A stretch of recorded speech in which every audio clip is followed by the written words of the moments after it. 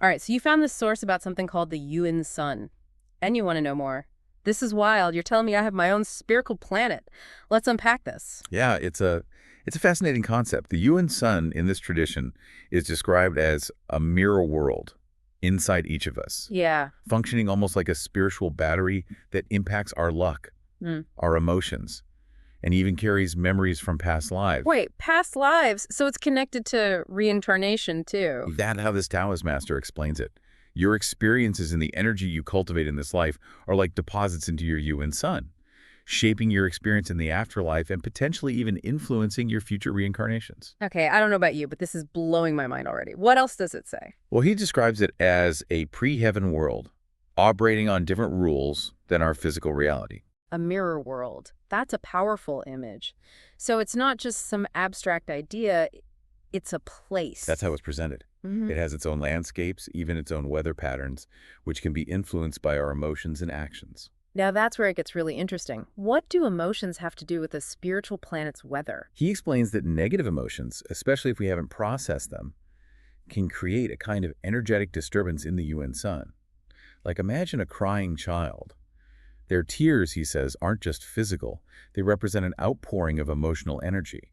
And that energy can literally flood the UN sun, disturbing its natural harmony. Okay, I'm starting to understand the mirror analogy now.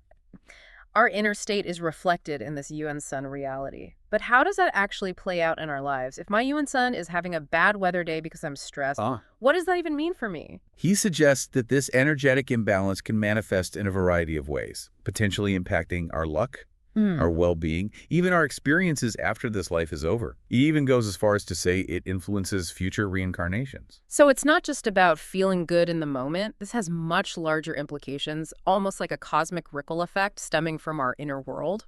That's how this source presents it. This is already a lot to take in. But I have to ask, what happens to the UN sun when we sleep?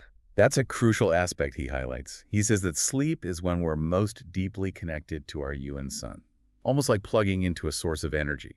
It's a time of profound exchange and restoration. So we're essentially sending energy to our UN sun, even if we don't realize it every time we drift off. That's the idea he's conveying. Yeah. And he really emphasizes the importance of cultivating a sense of peace before sleep.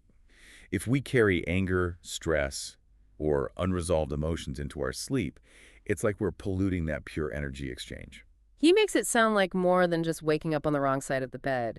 There are real consequences to neglecting our UN sun's well-being.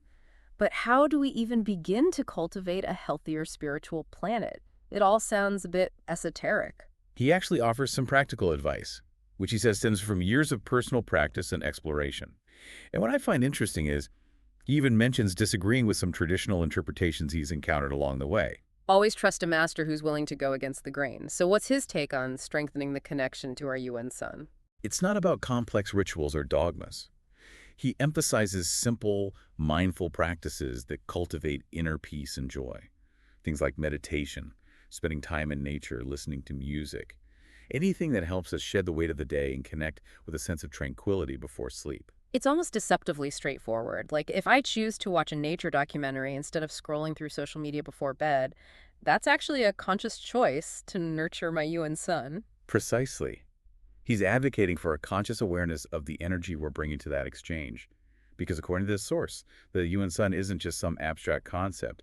It's deeply intertwined with our overall well-being, our luck, and our potential in this life and the next. Okay, let's talk more about that next life part. We've touched upon how our actions and emotions impact the UN sun here and now, but what happens to it when we die? This is where the concept of the UN sun really captivated me. He describes death as a return to the UN sun and the state of that inner world, whether it's a vibrant landscape or a desolate wasteland, directly influences our experience in the afterlife. So it's like we're literally inhabiting the reality we've cultivated within ourselves. It's a fascinating perspective. And he even suggests that a strong, well-nourished UN sun can positively influence future reincarnations.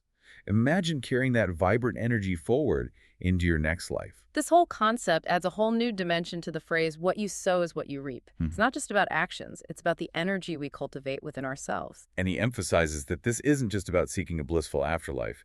A strong Yuen sun, he argues, can also offer protection from negative influences in this life. Protection, You mean like a spiritual shield? Tell me more. This whole Yuen Sun thing is starting to sound like it has its own immune system. What does he say about this spiritual shield idea? Well, he's pretty blunt about the Yuen Sun being vulnerable to attack from outside forces, which he compares to a kind of energetic parasitism. He suggests the negative energy directed at us, whether intentional or not, Right. can impact our Yuen Sun and manifest as bad luck, setbacks, even illness. Okay, hold on. Are we talking about psychic attacks here? Because that's a whole other level. He doesn't really go into that level of detail in this source, Right. but he does emphasize that cultivating a strong and vibrant Yuen Sun, Mhm. it isn't just about spiritual development or ensuring a favorable afterlife. It's also about fortifying ourselves against these unseen energetic influences that might be holding us back in this life. It's almost like we've been living with this whole other dimension inside of us, completely oblivious to its influence on our lives. No wonder it feels like some things are just out of our control Yeah. sometimes. That's the thing about these ancient traditions. They often point to forces beyond our immediate perception. This source really highlights the power Right. and the responsibility Yeah. that comes with cultivating a healthy inner world.